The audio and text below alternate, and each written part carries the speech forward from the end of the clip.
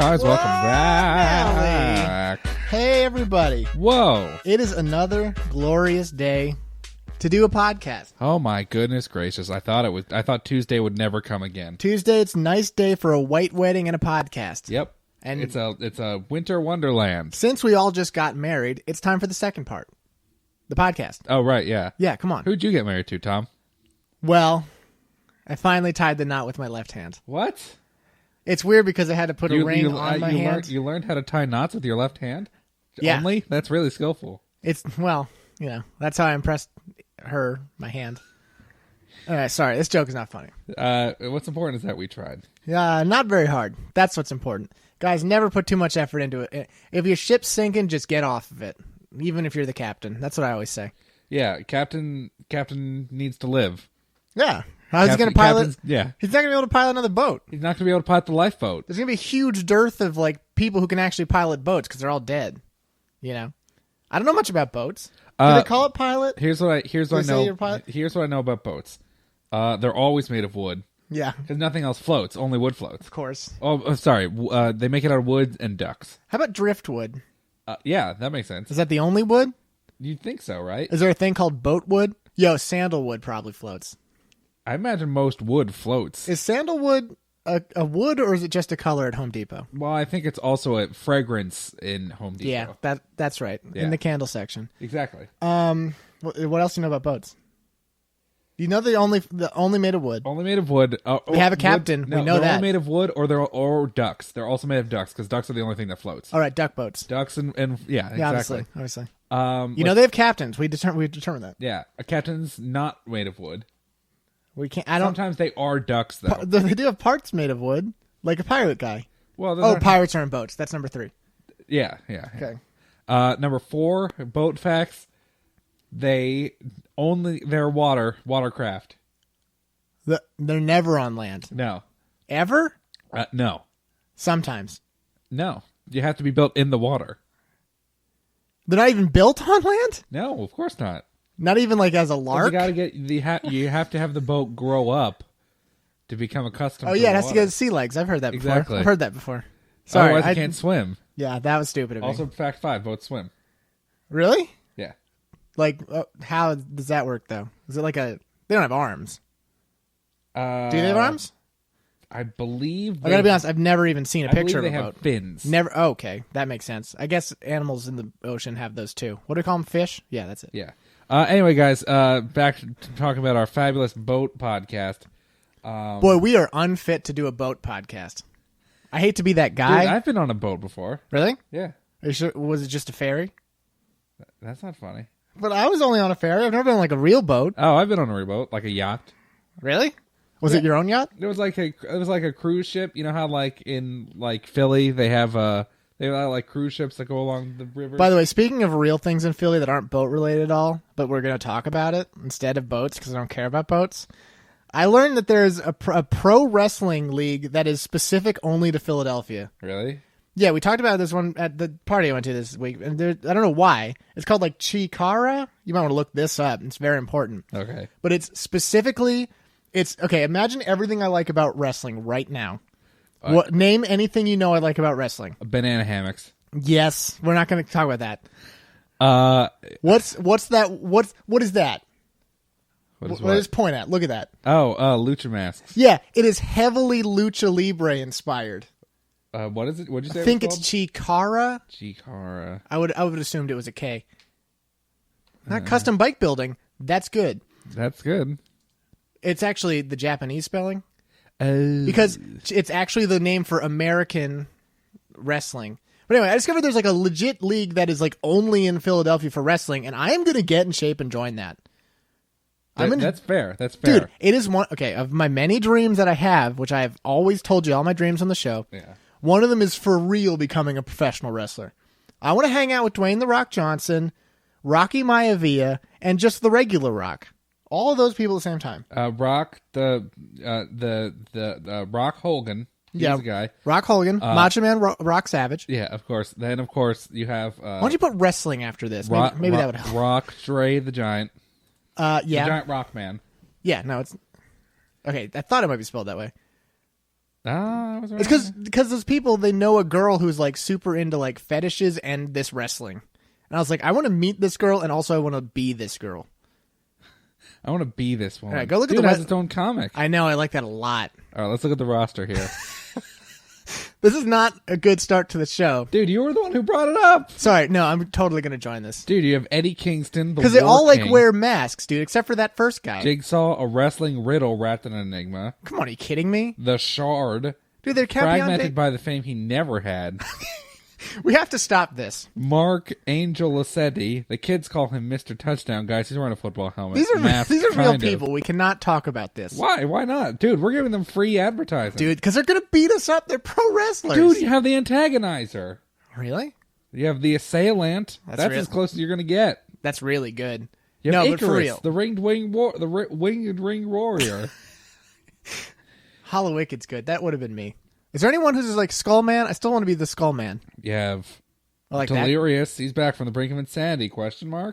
Guys, I insist that you become a professional wrestler today. Like, there's nothing better. This is distracting. Guys, welcome to our video game show. Dude, look at Dasher Hatfield. Are you kidding me? Blaster McMassive is right there, and you did not talk about Blaster McMassive. Are you kidding me? Dude, I'm way on board with Dasher Hatfield. Dude, he's old-timey king of swing. Guys, he has a baseball bat. Can we stop being... Dude, he has a baseball mask. I know, I'm really into that. Also, he has a giant mustache. Here's the thing. Will you be my hilarious manager who wears like a fun... Dude, I'll Don King it. See, that he wasn't a wrestling guy, but it's it's a manager. Can you think of a good... Also, why are there so many ant stuff here? Yeah, I'm counting 4. It might be the same guy. 5. Okay. Oh, then you have Chuck Taylor. All right. He's the guy who made the shoes. Guys, I'm Tom C. That's my manager, D. Marks, over there. Yeah, this is a video game show. It really is. These dudes, I could wrestle those dudes. I don't think these Oh, those are just the announcers? Yeah. They're the only guys I'd be able to wrestle. Dude, Zia Hilty.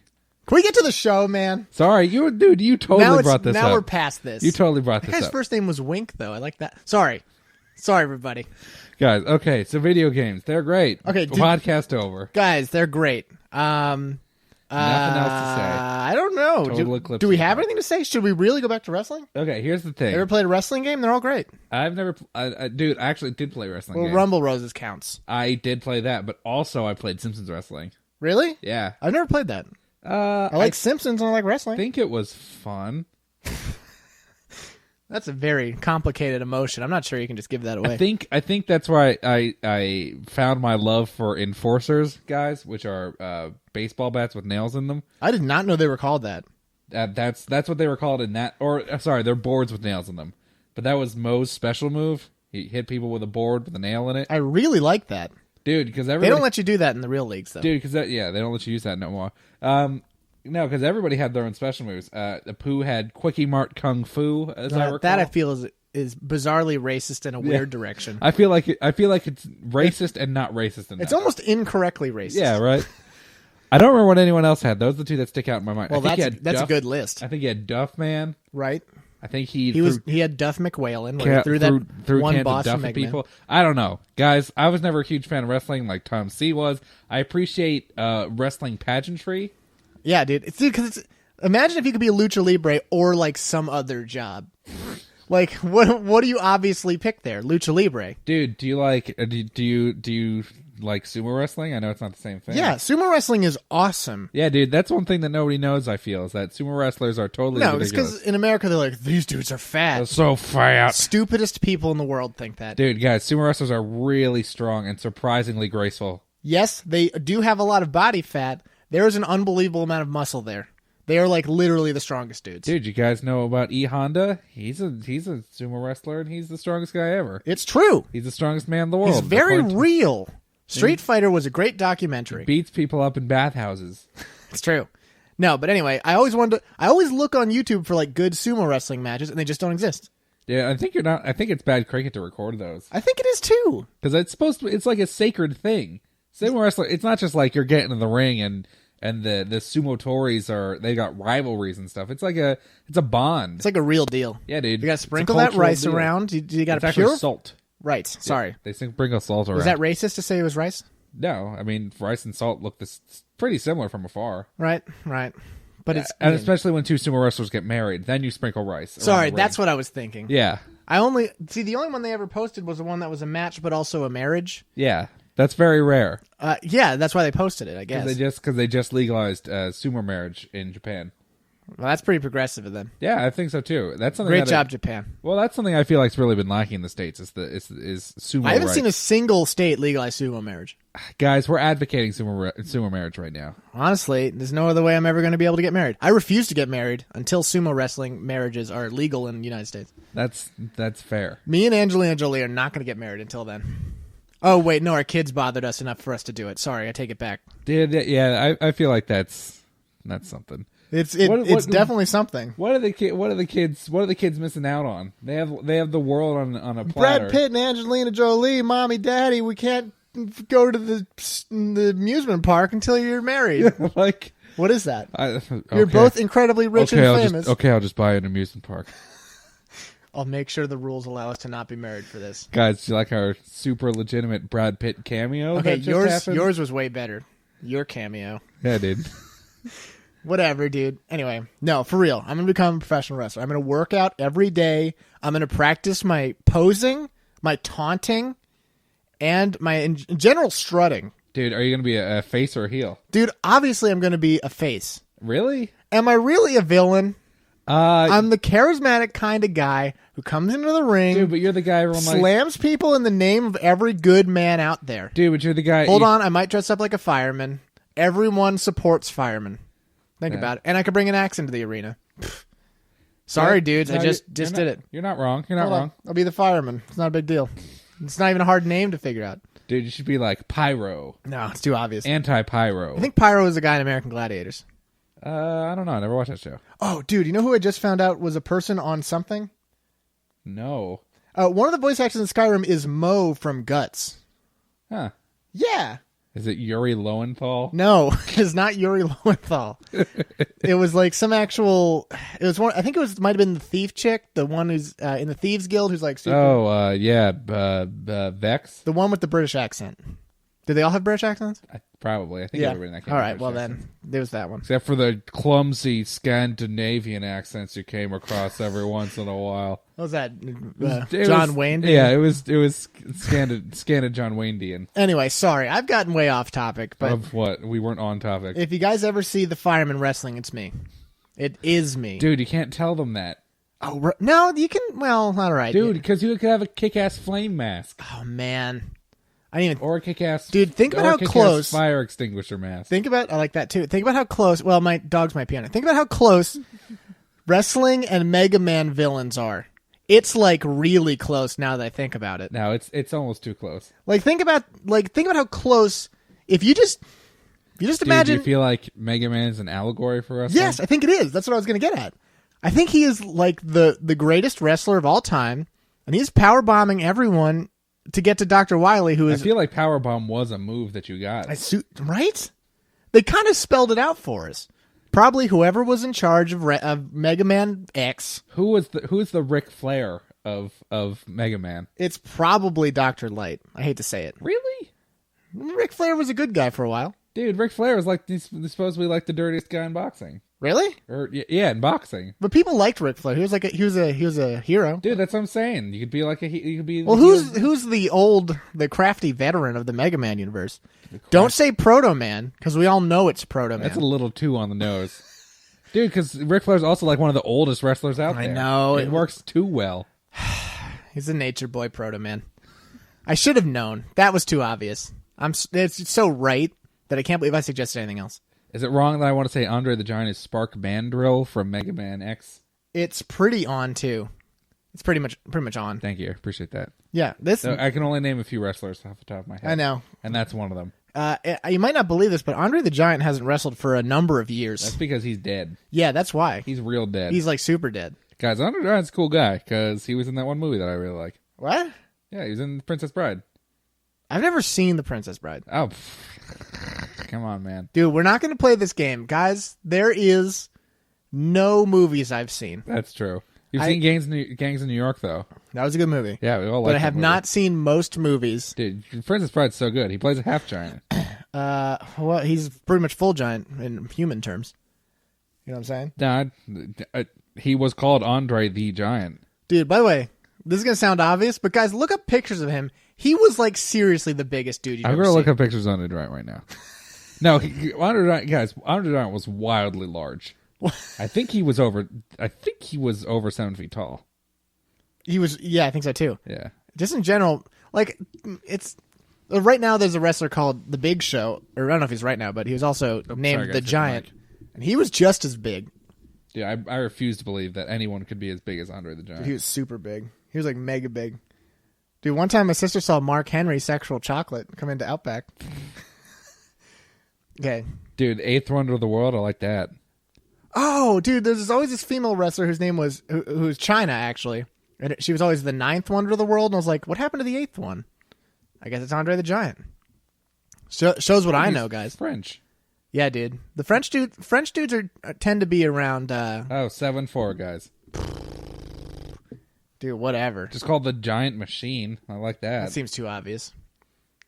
The Monster Eiffel Tower seems, I like that. Anyway, sorry, guys. I don't know why we're talking about this. It's fine, man. Dude, whatever. Guys, you know the deal. No, the problem is we haven't played as many effing video games. Guys, you want to talk about Civ again? Because we've been playing a lot of Civ. We actually haven't played a lot of stuff. We could talk a little bit about that. Well, I don't know what you want to talk about. You said you had something to talk about. Yeah, I did, but it's too late now. We'll talk about it next time. Oh, guys, real quick, I'll talk about this because we do have stuff to talk about. If you guys waited this long. Got through wrestling chat. So like I told you, I bought a 2DS. I've actually been on the hunt for the DD. First of all, I want to correct myself. I said there's no DS Fire Emblem game. That's wrong. Fire Dragon came out for DS a long time ago. I forgot that existed. Sorry. Anyway, I've been on a search again for... This is luckily only like 3 minutes of content I have to give. That's good. But I was on the search for Castlevania games for the DS because Castlevania DS games are excellent. And I was looking for Dawn of Sorrow, and I haven't found it yet, but I found Order of Ecclesia, which is one of the more recent ones that has the main character of Shinoa, who is a lady who exposes all of her back in order to do some kind of crazy stuff. She's solar powered, I think. Well, she has crazy tattoos that absorb Dracula somehow. I'm not kidding about that. That's not a joke. Dude, it's like Onibari. Yeah, but somehow less and more sexy. But anyway, so I had that game a long time ago, and I never got that far in it. I was like, why did I never play this game that much? I love DS Castlevania games. I beat the crap out of Dawn of Sorrow, and I beat the crap out of Portrait of Ruin. Those are both pretty fun games. And then I played it again. I've been playing it now. This game is unbelievably hard for no good reason. Super hard. Like, it's stupid hard. Here's the deal. The difference between Castlevania games is the original ones were played a certain way. They were, they were fair. They were designed to pose a challenge. But the newer ones are grind fests. They're like specifically you need to get items, you need to do whatever. Yeah. But this game is like even more focused on that than I remember it. Because like if you don't have healing items, you're dead. Like you're not gonna make it. You're gonna get hit. Dude, the fact that you have healing items is ridiculous. In a Castlevania game? Well, Symphony of the Night, you had stuff you could hold too. Oh yeah, because it turned into more of an RPG. It's turned more. Yeah, because there's like leveling up and stuff. Yeah. Yeah, and there's a lot of that in this game. But like, really, there are just hits that you can't avoid. Your dodge is the worst move in the world. Because like, you fight this skeleton boss on this prison island. You're like, this guy's really hard, and so he will punch. And if you are in like any amount of area near him, and you do the rollback dodge. You're going to get hit still. Like, first of all, it doesn't give you, like, iframes, which is what you always expect a dodge to do. Yeah. Because no one uses a dodge and says, well, I'm dodging, so I'm going to still get hit by this move when I'm dodging. No one's like, my hitbox is moving. I should be invincible during part of this job. You're like, I'm dodging. There's a delay on dodging afterwards and before. That's how it's balanced. But instead, no, you get hit during the dodge, and you have to, like, dodge twice and do some other stuff in order to get out of the way. There's no block at all. So you're taking damage. Of course not. You have a whip. How do you block with a whip? Well, actually, you have glyphs in this game. And you can basically because your tattoos are like glyphs, they're called. Okay. And she can like summon weapons with pure magic. And it's really cool. That sounds cool. It's like fast moving and like neat because she can get any weapon. It's really awesome. And it's a cool story and like everything's cool about it, but it's so really hard. It's so hard. I'm trying my best to get through it because the Castlevania games are really excellent. But yeah, I was never a big Castlevania guy. Dawn of Sorrow is really what converted me. But I was never a real anything guy. I know. That's a shame. Dawn of Sorrow is what converted me into a guy. And I haven't played Symphony of the Night or anything like that. But the DS ones are really excellent. But I'm trying to get through this, and it's hard. It's hard to get through it, guys. Guys, you know what else is hard to get through? This break. That's how I'm running right now. We'll see you later.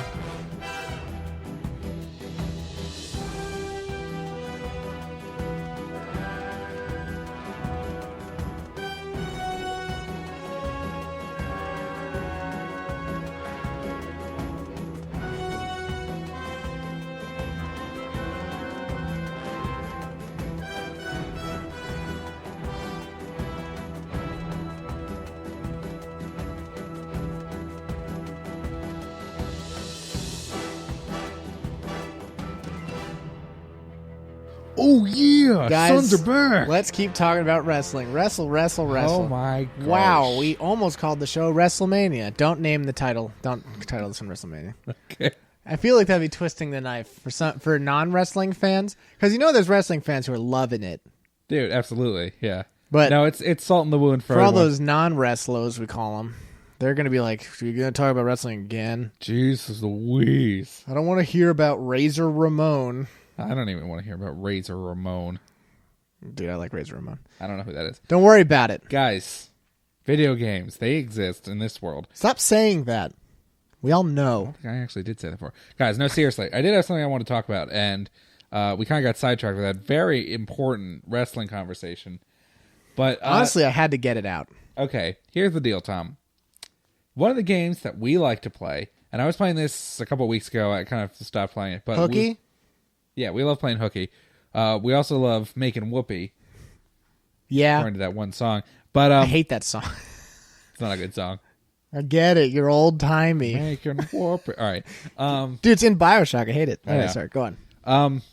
Yeah, so we're playing a game that we both like. It's called Mountain Blade, guys. We talk about it fairly a lot. Here's the deal, Tom. Mountain Blade doesn't have a lot of narrative going for it. What? You kind of have an idea of what's going on. The whole world's in bad. There's a lot of wars and stuff, and it all depends on you. Honestly, the world isn't that bad. Well, the world's all right. But there's a lot of wars, a lot of bandits. That's never good. That's never Everyone likes good. bandits. It's basically your medieval times. Yeah. Moral of the story is, there's no real narrative involved. It's all entirely on the player to make what they want of the game. What is that called again? It's called... I'm going to call it self-determination. It's not, but I'll remember it later. Regardless, Tom, here's my thing. So I would come across certain prisoners that were captured by bandits or whatever, and they'd be all like, "Oh, it's not dynamic storytelling, is it?" I think that's what that's called. Yeah, that's not exactly what I'm getting at right now. Sorry, but it'd be like, apologize. It really threw the whole show off track here. Yeah, I'm going to spend the next 20 minutes apologizing. Is that okay? You should apologize in a wrestling mask. I don't think that'll help. So occasionally I'd come across like a peasant woman, and she'd be like, "Oh, dear Mox, thank you for rescuing me from those terrible bandits." And I'd be like, "Someone should save you from that terrible British accent." Yeah, she'd be like, "Oh, you're terrible, you cad." She'd slap me across the face, but then she'd buy me a pint, and everything would be all right. Right. No, but so I'd rescue like a peasant woman or something, guys. The thing is, in that game, the troops that you get and go through experience, they can get upgraded. It's really cool. And your guys who start off kind of weak, they can turn into like really powerful knights or like expert archers or crossbowmen, and it makes you feel really good. And peasant women and refugees, which are the only two like female characters in the game, they both have a tree that actually upgrades them, and they start out weak, and their next few levels are weak, but once you get to the final level, they turn into things called sword sisters, which are awesome, which are really strong and really cool and really rare. So it's like really cool to see them on the battlefield. Yeah. So what I always like to imagine myself, and when I'm playing the game, is like after I'm done clearing out the bandits, I'd like come across this woman and be like, "You know, you can't go back to your home. You should come with me and learn the ways of the warrior." And she'd turn like a sword sister saint. Right. And I always thought that was cool. But Tom, the main point and the question I have to ask you is, how much responsibility does the player have to create a story for a game? And I know that's a weird question because I want to explain it for the people who aren't as you are. Of course. Because a lot of people would say that it's important that the developers and the people who write the game tell a good story with the game. And I don't disagree with that. But a game can be made so much better if you throw a little bit of... if you throw a little imagination in. Because everyone knows imagination is the sexiest part of the brain. But, like... Yeah, fine. You know what? I could clear out some bandits because I know I have to clear out bandits, and I could get peasant women because I know I want to turn them into sword sisters later on.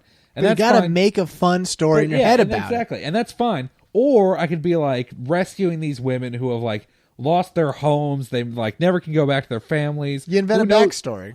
Who knows what happened to them in their captivity? Yeah, and then you're like, I'm going to help you guys get revenge for the life that was taken from you by giving you this new life as these powerful, empowered warrior women that are... Well, here's my question. Okay. Why is it that some games are more...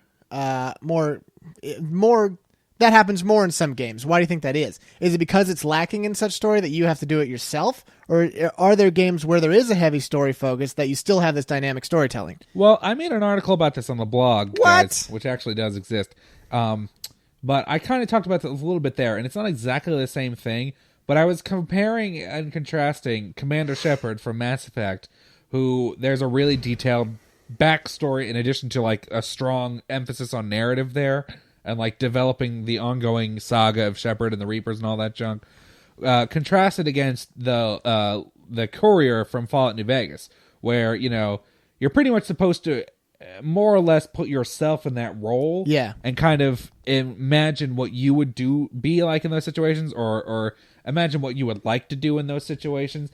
And they're both good styles of PC, and I like the idea of being able to put myself in a character, which I know a lot of RPGs are all about. Whereas with Mass Effect, it's all about Shepard, what Shepard's doing stuff, Shepard. So I think as far as when that comes up and how important creating your own world within a world, so to speak, is, I mean, I think a lot of it has to depend on the talking or non-talking protagonist, which is weird. I know, because I was thinking about it, and I was thinking the main difference is how in New Vegas you're never outside your character's head. Yeah. You know, you're always in first person. The characters... Except for you when you talk your own brain, that one fine. Yeah, that's true. But like, you're never outside of yourself. No one's talking about you as though you're not there, or like... Oh, hey, by the way, let's I'll sorry to interrupt, but the fact that in Old World Blues you could get around just fine without your brain, that's like a scientific marvel, and nobody seems to... Dude, that's on its way. We all know it. Soon we won't have brains in our head, because who needs them? It's dead weight. Anyway, no, sorry, continue on. Yeah, the key there is, like, because with Fallout and in Mountain Blade, you are never outside of yourself. There's never a cutscene where you're walking through being cool. You are always the cool guy, and therefore maybe you are always the one making the story for yourself, you know? Yeah. Because it is you. It is not Shepard. It is not whatever his face, the model who dressed as Shepard to make the costume. You're you. It's you. Whereas, also, it doesn't help that Mass Effect's a third-person game. No, I don't disagree with that either. I think first-person games probably are more better at it. And the thing, I don't disagree. More better. And the thing is that, like, if you look at Dragon Age, which had a very good story, and guys, in case you don't know, our deal about Dragon Age is that we really want to like Dragon Age. Yeah, but I don't. I want to like that game so bad, because the first one was really good story-wise. It was so enjoyable to be in. Except when you wanted to play it, then it was bad. And the gameplay was not a thing. Gameplay was bad. But if you look at the way that Dragon Age worked, that was a third person deal. Yeah. But the player didn't really have a voice in like cutscenes or anything like that. It was all silent. So you always chose your responses from the menu or what have you, but the characters would always respond. You weren't like picking, I want to go to the market, and then your character would say, I want to go to the market. It was always, I want to go to the market. And then your dwarf friend would be like, why are we going to the market? I want to get some ale.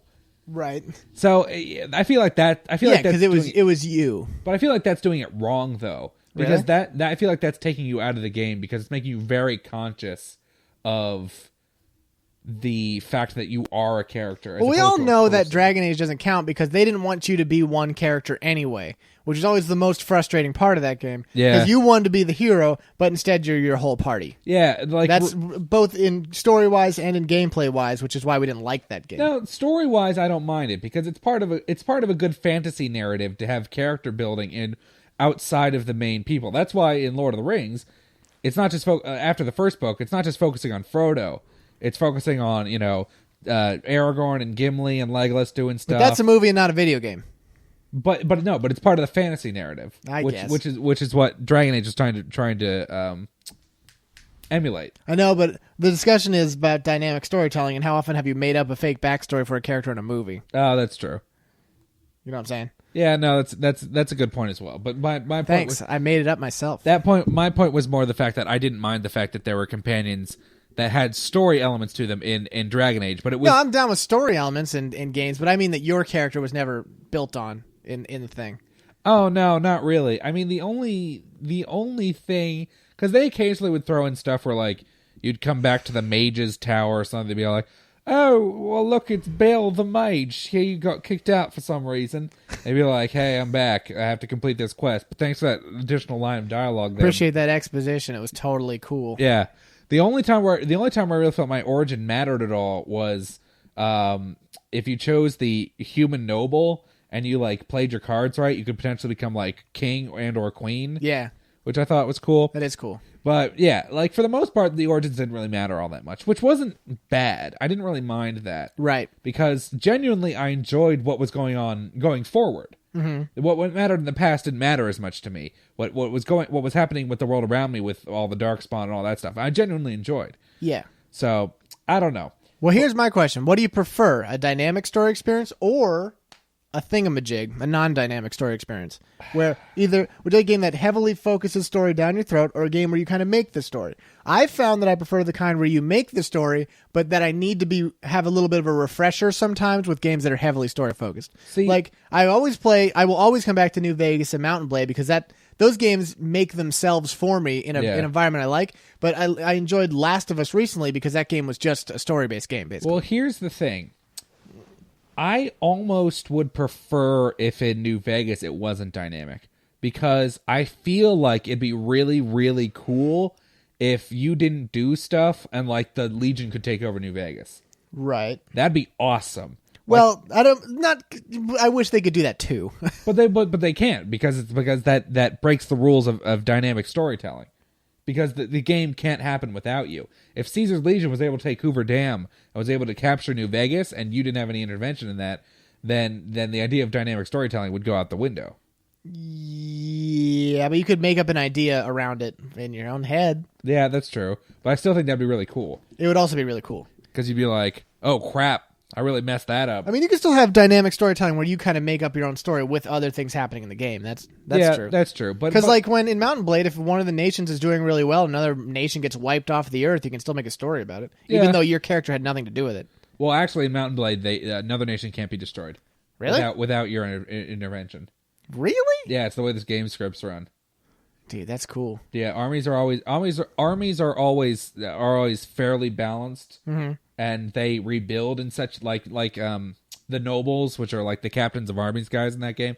They rebuild in such a way that they'll always have a strong army that they can take territory back if they lose it. That is neat. Yeah, so literally no one else. It's a total stalemate until you get involved. Hey guys, have you played Mountain Blade yet? Yeah, seriously, guys, Mountain Blade's awesome. What do you want from us? Why aren't you playing it? Dude, there's so many good mods too, guys. Just stop fudging around. Playing whatever Trendsetter's DS game where you dress up your little girl as a model or whatever. Playing your Farmville. Get anyone, dude. I can play it on this laptop we have, and that's saying something. So there's no reason. Laptops are good, but they're not that good. They're pretty for laptops. I feel they're good. I feel they're bad for laptops, dude. I feel like for a $400 laptop, it's good. Maybe that's fair. A $400 laptop 3 years ago.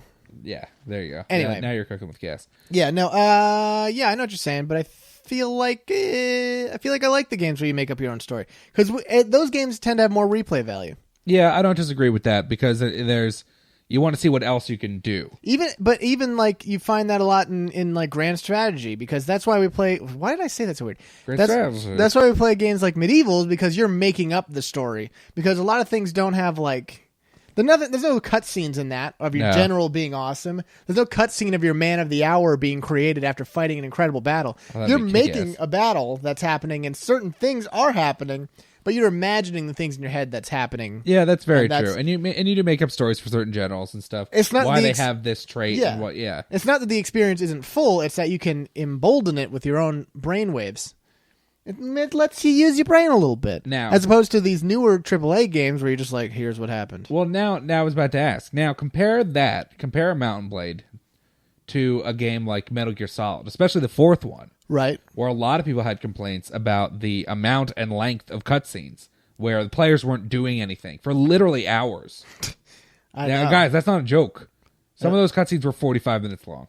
No, they were literally 40 minutes long. You know, I want to keep talking. I want to find a YouTube compilation of all the cutscenes from Metal Gear Solid 4 with gameplay and movement and see how long it takes. Okay, that I'm sure will only take a second. No, but I didn't have a problem with that. A lot of people complain, but a lot of people are stupid. I'm sick of people complaining about stuff like that.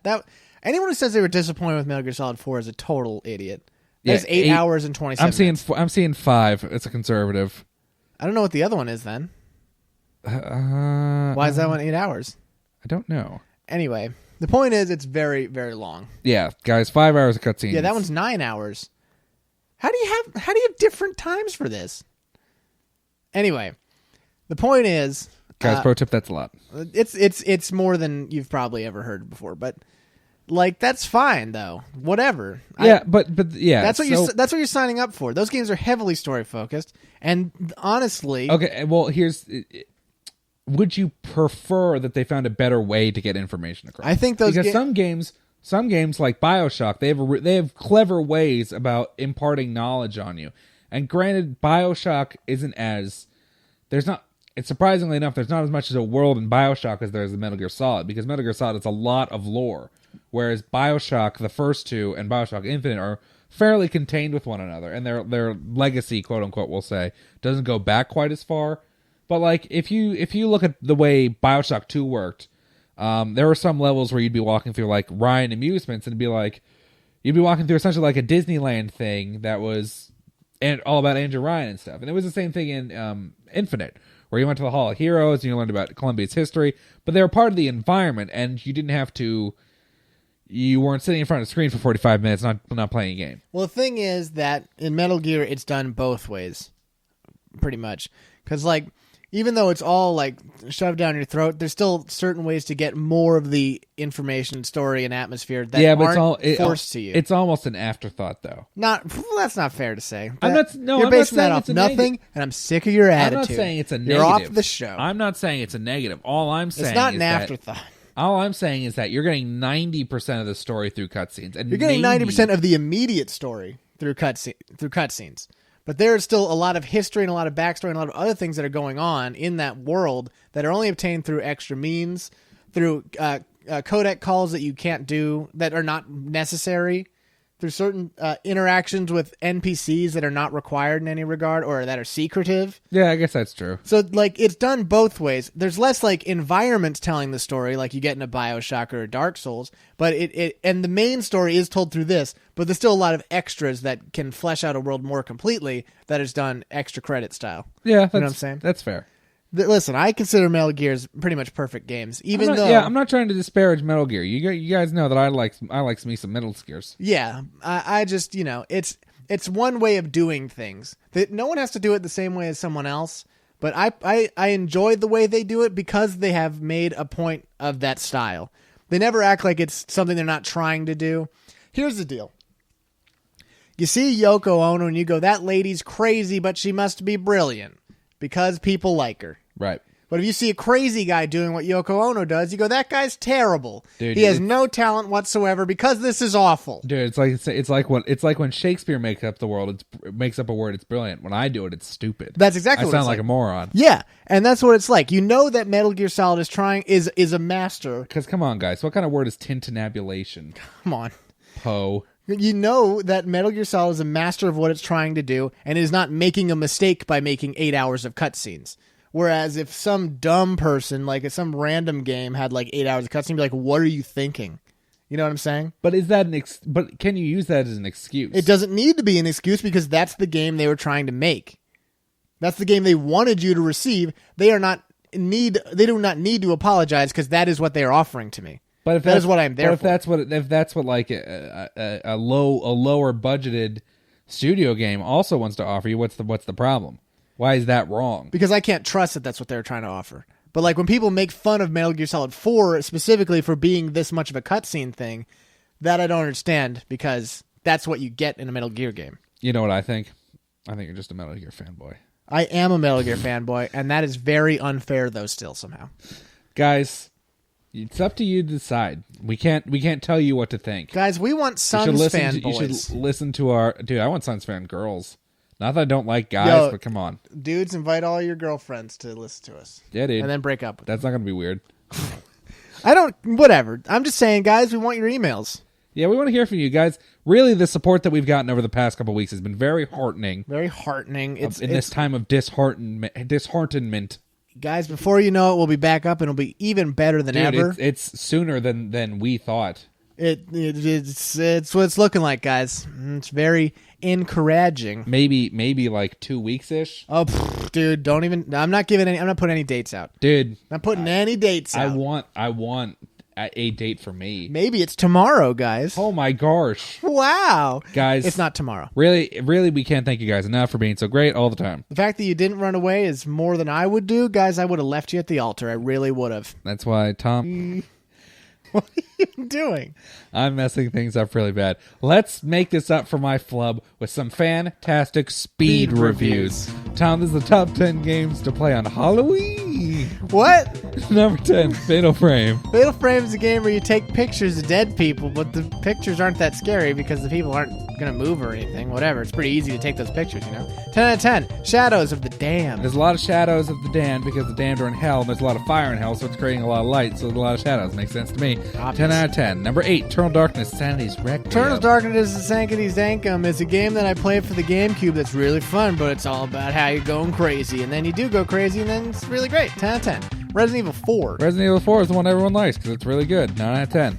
Number 6, Deadly Premonition, the Director's Cut. Guys, go look on YouTube for cutscenes of this game because it is hilarious. That's not even a joke. Just go do it. It's really funny. 10 out of 10. Fragile Dreams, Farewell Ruins of the Moon. Well, yeah, it sounds pretty fragile if it's the ruins of the moon. I thought the moon would be a little sturdier than that, but I was sorely disappointed. 1 out of 10. Number 4, Silent Hill 3. Silent Hill 3 is where you play as that one girl who, like, is scared of bunnies or something. I don't know. Who's scared of bunnies, man? Bunnies are cute and they eat carrots and it's terrific. 2 out of 10. Siren, Blood Curse. Siren Blood Curse is the cursed fire hydrant, fire siren, and it only sounds when a fire's going, so it's real spooky. Gets a 9 out of 10. Number 2, Silent Hill 2. Silent Hill 2 is the prequel to Silent Hill 3 when you're playing as a little baby who gets bothered by rabbits. Oh boy. Whatever, guys. 1 out of 10. Costume Quest. Costume Quest is an epic adventure where you have to find your kid the perfect Halloween costume. It's like that one movie with Sinbad and Arnold Schwarzenegger where he's trying to find a Christmas present. It's a 7 out of 10. Guys, we did it. We're going to see you next week.